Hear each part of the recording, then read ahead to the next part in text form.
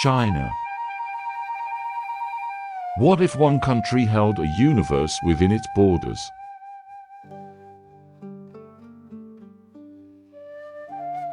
Where ancient walls touch the clouds, where neon skylines outshine the stars, where flavors sting your tongue and mountains look painted by gods.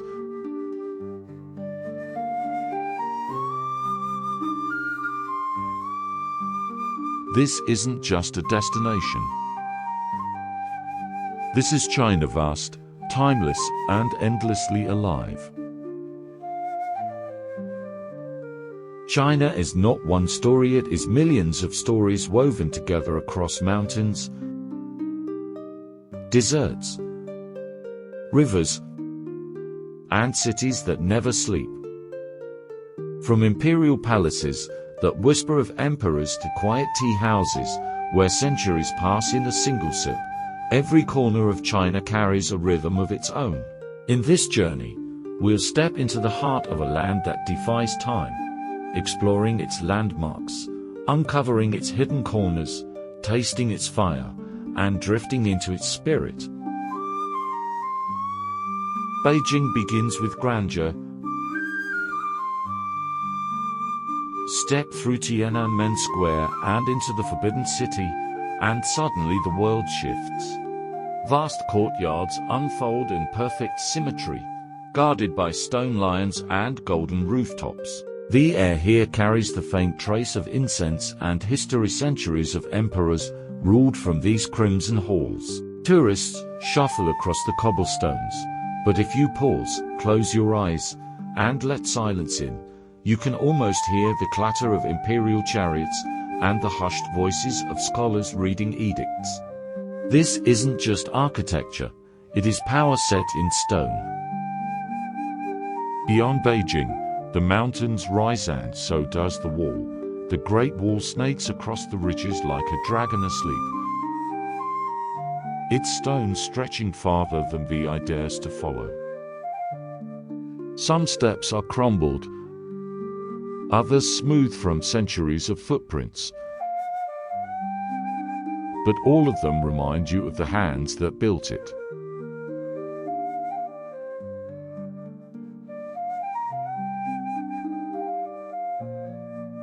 At dawn, mist spills across the valleys, and the wall seems to float above the clouds. It is here that you understand resilience. Every brick is not just a barrier, it is a promise made by generations determined to protect what they loved. Travel east and the future greets you. Shanghai rises in steel and glass, its skyline a glowing constellation mirrored in the Huangpu River. The Bund, lined with colonial-era facades, faces the futuristic spires of Pudong, where the Oriental Pearl Tower and Shanghai Tower pierce the sky. Ferries cross the water, carrying the heartbeat of a city that thrives on speed, ambition, and endless reinvention. At night, neon spills across the streets, and the city pulses like a living circuit board. Yet wander into the French concession, and you'll find tree-lined streets, quiet cafes, and the lingering scent of old Shanghai, proof that even in the future, the past still whispers. If cities tell one story, food tells another. In Chengdu, the streets are alive with steam and spice. Hot pot bubbles with crimson chili oil, releasing a fiery perfume that dares you to taste it. The first bite numbs your lips, then tingles, then burns, in the most delightful way. Street vendors fan the flames under skewers of lamb, while bowls of mapo tofu gleam with peppercorn oil. Every dish is theater, bold, unapologetic, unforgettable. And in the quieter corners, pandas munch on bamboo, their calmness a sharp contrast to the fiery chaos of the city's kitchens. Then, the journey softens. Guilin welcomes you with landscapes that feel painted by hand. Karst peaks rise like emerald spires from jade-colored rivers, their reflections rippling in the Li River's still waters. At sunrise, fishermen guide bamboo rafts, cormorants perched on wooden poles beside them. Mist curls around the peaks, softening their edges until they seem like dreams fading into morning light. Guilin does not overwhelm you. It calms you, reminding you that beauty can be both vast and quiet. To truly know China, you must go beyond the postcard views. In Xi'an, beneath the surface, thousands of clay warriors stand guard the terracotta army, each face distinct, each detail carved with devotion. They are not statues. They are soldiers frozen mid-breath, eternal protectors of a long-dead emperor. Step outside the mausoleum, and the city walls rise high and proud, encircling a night market where lanterns glow and vendors shout above sizzling griddles. The aroma of Rujioma, China's beloved meat sandwich, fills the air, mingling with sweet candied hawthorns and the sound of laughter.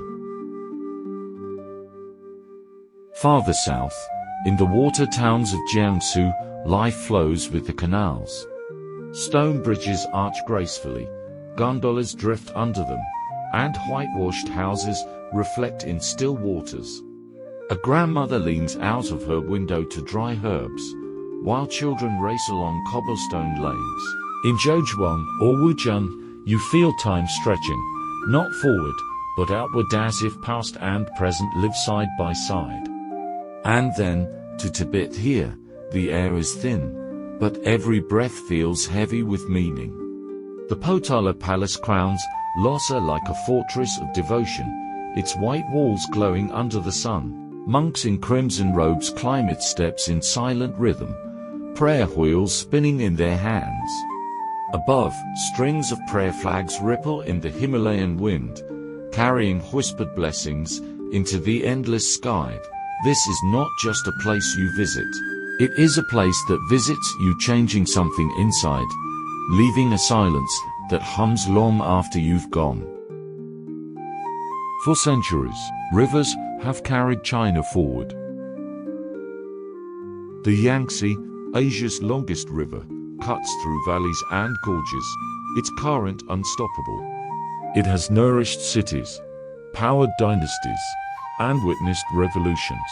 Along its banks, rice terraces ripple like green stairways, carved by generations of farmers who shaped the land with their hands.